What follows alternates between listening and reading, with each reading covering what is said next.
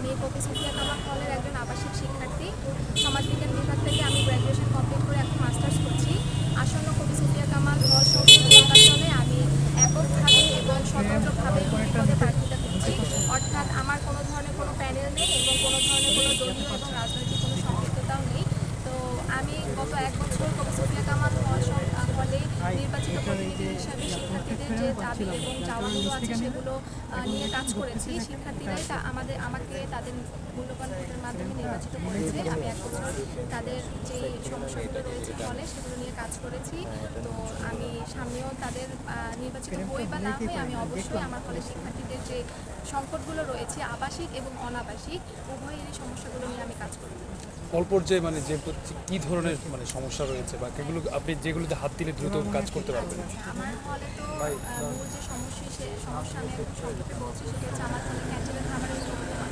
এখন একজন শিক্ষার্থী তার পড়াশোনা, ক্লাস, পরীক্ষা সব কিছু মিলিয়ে কিন্তু সে যে রান্না করে খাবে সেই সুযোগটি নেই। তাকে কিন্তু দিন শেষে ক্যান্টিনে গিয়ে খাবারটা নিতে হয়। কিন্তু ক্যান্টিনের খাবারের গুণগত মান এত খারাপ যে ওখানে আসলে বসে যে একজন শিক্ষার্থী খাবে এবং তার হচ্ছে নিউট্রিশনের যে ব্যাপারটা যে ফুলফিল হবে এরকম কোনো বিষয় নেই। তো আমি চেষ্টা করবো আমার হলে ক্যান্টিনের খাবারের গুণগত মান ঠিক করার, এবং সেক্ষেত্রে আমি একটি ফুড মনিটরিং টিম গঠন করতে চাই যারা ক্যান্টিনে অন স্পট থাকবে যখন খাবারটা পরিবেশন করা হবে এবং রান্না করা হবে, এবং তাদের ওখানে একটা অন ক্যাম্পাস জবের মতো কর্মসংস্থানের সৃষ্টি করা হবে। এবং একই সাথে অনাবাসিক শিক্ষার্থীরা যেন নির্বিবাদে নির্বিঘ্নে যেন হলে প্রবেশ করতে পারে সেটি আমি দেখব।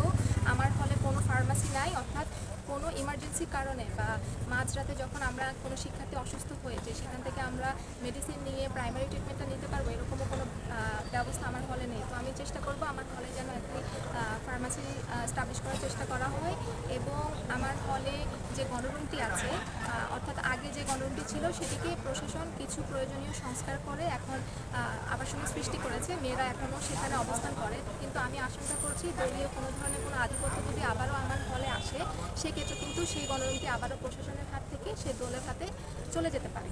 সেই জায়গা থেকে আমি আমার হলে শিক্ষার্থীদের সাথে কথা বলে জানতে পেরেছি তারা চান যে আমার হলে সকল প্রকার গণরুম প্রথা বিলুপ্ত করে গণরুমের জন্য যে জায়গাটি আছে সেখানে জিমনেশিয়াম, জুডো ক্লাব বা কারাতে ক্লাব করে একেবারেই গণরুম যেন আর কখনো কোনো দিন স্টাবলিশ হতে না পারে সেই ব্যবস্থাটি যেন করা হয়, এবং আমি নির্বাচিত হলে আমি নিজে দাঁড়িয়ে থেকে সেটি করার চেষ্টা করি। আচ্ছা, নারীরা বর্তমানে সাইবার বুলিংয়ের অনেক ক্ষেত্রে শিকার হচ্ছেন, তো সাইবার বুলিংয়ের ক্ষেত্রে আপনি একজন নারী এবং যারা শিক্ষার্থী রয়েছেন তাদের কিভাবে আপনি এইসব বিষয়ে উদ্বুদ্ধ করবেন?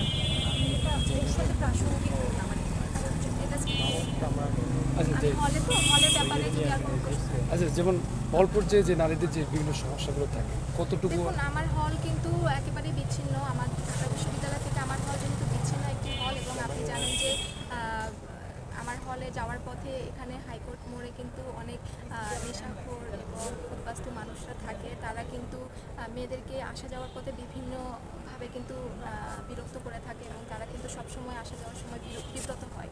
এবং আমার হলে যে একটি ফুট ওভারব্রিজ আছে সেখানেও কিন্তু সবসময় মানে ফুট ওভারব্রিজটা কখনোই কোনো শিক্ষার্থী তাদের যাতায়াতের জন্য ব্যবহার করতে পারে না। সবসময়ই সেখানে নেশাখোররা অবস্থান করে, ফুটপাতেও নেশাখোররা শুয়ে থাকে, অবস্থান করে, এবং হল গেটের সামনেও আমরা মেয়েরা বিব্রত হই এবং বিরক্ত করে আমাদেরকে সবসময় তারা। তো সেই জায়গা থেকে আমি চেষ্টা করব হল প্রশাসনের মাধ্যমে যদি হল গেটে যেরকম আমাদের নিরাপত্তার সাথে নিরাপত্তা রক্ষীরা থাকে তেমনি হল গেটের বাইরেও আমাদের হলের শিক্ষার্থীরা যেন নিরাপদে নির্বিঘ্নে যাতায়াত করতে পারে, সেখানে যেন একটা নিরাপত্তা রক্ষী নিযুক্ত করার ব্যবস্থা করা হবে। কি মনে হচ্ছে আপনি যদি বিজয়ী হন তাহলে কি আপনি শিক্ষার্থীদের যতটুকু প্রত্যাশা সেটা কি পূরণ করতে পারবেন? আমি আমার জায়গা থেকে চেষ্টা করব তাদের প্রত্যাশাগুলো যতটুকু সম্ভব আমি আমার জায়গা থেকে স্বতন্ত্রভাবে এককভাবে, যেহেতু আমি নির্বাচনে প্রার্থিতা করছি, আমি যদি বিজয়ী হই আমি অবশ্যই চেষ্টা করব তাদের সকল প্রত্যাশা এবং পরামর্শকে অগ্রাধিকারের ভিত্তিতে রেখে তাদেরকে। সবাই দেখছি প্যানেলে আসছে, আপনি প্যানেলে না যাওয়ার কারণটা আসলে কি? আমার কাছে মনে হয় আমরা যারা সাধারণ শিক্ষার্থী আছি আমরা কোনো ধরনের কোনো প্যানেল, কোনো দলীয় সম্পৃক্ততা পছন্দ করি না। সেই জায়গা থেকে শিক্ষার্থীরা যেহেতু এককভাবে একক নেতৃত্বে যদি নির্বাচিত করতে চান স্বতন্ত্র কাউকে, সেই জায়গা থেকে আমি স্বতন্ত্রভাবে প্রার্থিতা করছি, এবং স্বতন্ত্র প্রার্থী কিন্তু আপনারা জানেন যে আমাদের ক্যাম্পাসে একটি গ্রহণযোগ্যতা আছে, এবং আমাদের ক্যাম্পাসের বেশিরভাগ শিক্ষার্থী কোনো রাজনীতি বা কোনো দলীয় প্রভাব ক্যাম্পাসে চান না। তো সেই জায়গা থেকেই আমি কোনো ধরনের কোনো প্যানেলে যুক্ত হইনি, কোনো ধরনের কোনো দলীয় বা রাজনৈতিক আমরা দেখছি বিভিন্ন যে প্যানেলগুলো হয়েছে, যেমন ছাত্রদল, ছাত্র শিবির, তারপর অন্যান্য যে প্যানেলগুলো রয়েছে, তারা কি তাদের যে মানে পদপ্রার্থীরা রয়েছে তারা কোনো মানে নির্বাচনী কোনো কিছু ভঙ্গ করেছে কিনা, এমন কিছু আপনাদের চোখে পড়েছে? আমার হলে আসলে এরকম কিছু এখনো হয়নি। আশা করছি এবারে নির্বাচনটা সুষ্ঠু এবং নিরপেক্ষ হবে। আমি আমার বিশ্ববিদ্যালয় প্রশাসনের কাছে এটি দাবি করব। নির্বাচন যেহেতু 6 বছর করে অনুষ্ঠিত হচ্ছে, প্রত্যেকটা শিক্ষার্থী যেন তাদের মূল্যবান ভোটের মাধ্যমে সুষ্ঠু এবং নিরপেক্ষ পরিবেশে তাদের পছন্দের প্রার্থীকে নির্বাচন করতে পারে। সানজানা চৌধুরীকে ভোট দিবে কী কারণে শিক্ষার্থীরা, এটা যদি একটু বলতেন। আমি আমার কবি সুফিয়া কামাল হল সংসদে 6 বছর ধরে আছি এবং 6 বছর ধরেই কিন্তু আমি চেষ্টা করেছি আমার হলের যে সাধারণ শিক্ষার্থীরা আছে তাদের যে সমস্যা, সুবিধা অসুবিধা সেগুলো মাথায় রেখে কাজ করার, এবং আমি কিন্তু বলেছি আপনাদেরকে আমি শিক্ষার্থীদের ভোটের মাধ্যমে নির্বাচিত হল প্রতিনিধি। তো হল প্রতিনিধি হয়েও আমি গত 1 বছর কিন্তু হলে কাজ করেছি, এবং বেশ কিছু কাজের মধ্যে একটি উল্লেখযোগ্য কাজ হচ্ছে আমাদের হলের মেয়েদের একটা প্রাণের দাবি ছিল সিলিং ফ্যান। আমাদের মেয়েদের রুমগুলোতে কিন্তু কোনো ধরনের কোনো সিলিং ফ্যান ছিল না।